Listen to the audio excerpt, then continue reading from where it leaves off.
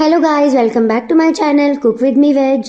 तो आज हम बनाने वाले हैं एक शानदार और बहुत ही आसानी से बनने वाली ये रेसिपी, जिसे हम बनाएंगे बिना मैदा बिना सूजी के, यानी कि आटे से। यकीन मानिए, इसे आप एक बार बना लेंगे तो कचौरी समोसे भी खाना भूल जाएंगे। ये इतना स्वादिष्ट बनता है और इसे बनाना भी बेहद आसान है। सुबह का नाश्ता हो, शाम की चाय के साथ कुछ खाना हो, या फिर बच्चों के टिफिन में कुछ भेजना हो, ये रेसिपी है उसके लिए परफेक्ट। तो चलिए बिना देर किए शुरू करते हैं गेहूं के आटे से बनने वाली ये शानदार रेसिपी। यहाँ पर मैंने 2 मीडियम साइज के आलू ले लिए हैं, जिनका मैंने छिलका निकाल लिया है और उनको अच्छे से पानी से धो लिया है। अब हम आलू को कद्दूकस कर लेंगे।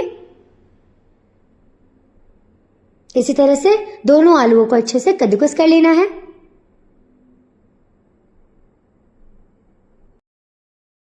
आलू का हमने अच्छे से कद्दूकस कर लिया है। अब हम इसे अच्छे से पानी से धो लेंगे।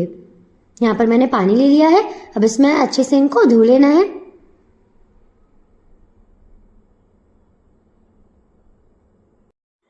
अब इनका सारा पानी अच्छे से निकाल लेना है। बिल्कुल इस तरह से अच्छे से पानी निकाल लेना है।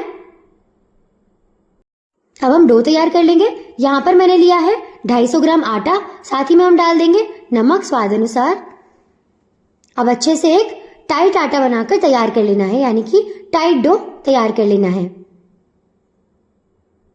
अच्छे से डो लगा लेना है। याद रखिएगा, जो आटा है वो टाइट होना चाहिए। अच्छे से डो बनाकर हम तैयार कर लेंगे। आप देख सकते हैं जो डो है वो बिल्कुल तैयार है। अब इसे हम रख देते हैं और जो फिलिंग है वो तैयार कर लेते हैं।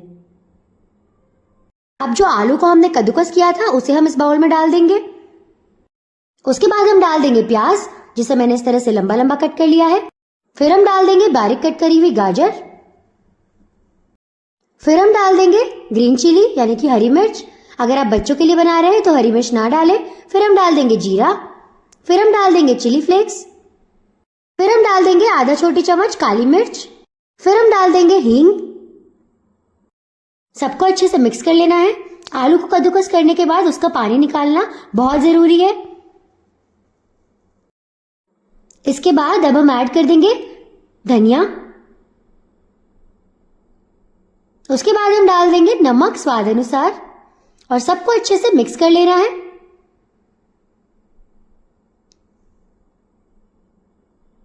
तो फिलिंग बिल्कुल तैयार हो चुकी है।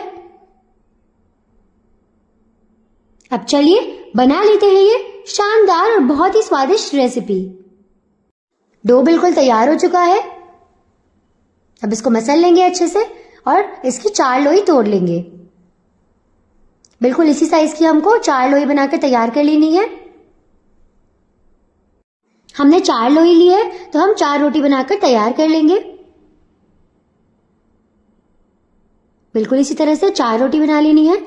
रोटियां बनके सारी तैयार हो चुकी है। आप देख सकते हैं इसी साइज की हमको रोटी बनानी है।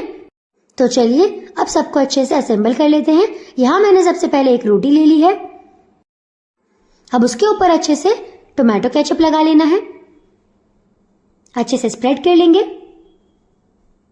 अच्छे से स्प्रेड कर लिया है हमने। अब जो हमने सब्जियों की जो फिलिंग तैयार करी थी उसको इस पर लगा देंगे अच्छे से।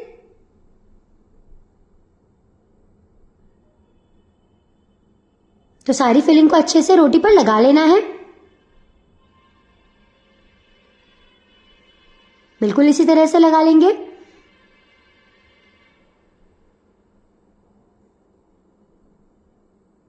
सारी फिलिंग को अच्छे से रोटी पर लगा दिया है। अब इस पर हम दूसरी रोटी रख देंगे, बिल्कुल इसी तरह से। अब ये जो सेकंड लेयर है, यानी कि दूसरी रोटी है, इस पर हम ग्रीन चटनी लगा लेंगे।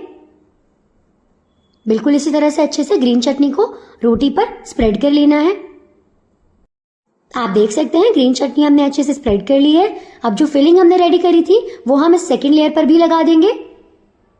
बिल्कुल इसी तरह से अच्छे से फिलिंग को स्प्रेड कर लेना है। सारी फिलिंग को अच्छे से लगा लेंगे। अब इसके ऊपर हम रख देंगे तीसरी रोटी। इस तरह से तीसरी लेयर ही हमारी हो चुकी है। तो अब इस पर तीसरी रोटी रख देंगे हम। इसको भी हमने अच्छे से स्टिक कर लिया है आपस में। अब उसके बाद ये जो तीसरी लेयर है इस पर भी हम अच्छे से सॉस लगा देंगे। सॉस हमने अच्छे से स्प्रेड कर लिया है। अब इस लेयर पर भी हम, यानी कि जो हमारी थर्ड लेयर है, उस पर भी फिलिंग लगा दी है हमने अच्छे से, और उसके ऊपर ही हमारी लास्ट लेयर यानी कि फोर्थ लेयर को हम अच्छे से लगा देंगे और सारे जो किनारे हैं उन्हें अच्छे से चिपका देंगे। अब सारे किनारों को अच्छे से चिपका लेना है, बिल्कुल इसी तरह से अच्छे से सारे किनारों को हम चिपका लेंगे। पूरे वीडियो को एंड तक जरूर देखिएगा और कोई भी स्टेप को मत भूलिएगा। अब इस तरह से फोक की मदद से सभी किनारों को अच्छे से चिपका लेना है, बिल्कुल इसी तरह से। अब हम इसको अच्छे से स्टीम कर लेंगे। उससे पहले मैंने यहाँ पर एक पतीला लिया है, उसमें पानी डाल दिया है और उस पर अच्छे से ये स्टीमर जो है उसको रख दिया है। अब जो हमने रेडी किया था उसको इस पर रख देंगे और 13 से 14 मिनट के लिए इसको अच्छे से स्टीम होने देंगे। स्टीमर में रखना बहुत जरूरी है, इसको स्टीम करना एक सबसे इंपॉर्टेंट स्टेप है। 13 मिनट हो चुके हैं, अब ये अच्छे से स्टीम हो चुका है। अब हम इसे देख लेंगे। आप देख सकते हैं ये बिल्कुल अच्छे से स्टीम हो चुका है, यानी कि भाप में अच्छे से ये पक चुका है। अब हम नेक्स्ट स्टेप की तरफ जाते हैं। ये ठंडा हो चुका है, अब हम इसे कट कर लेंगे अच्छे से।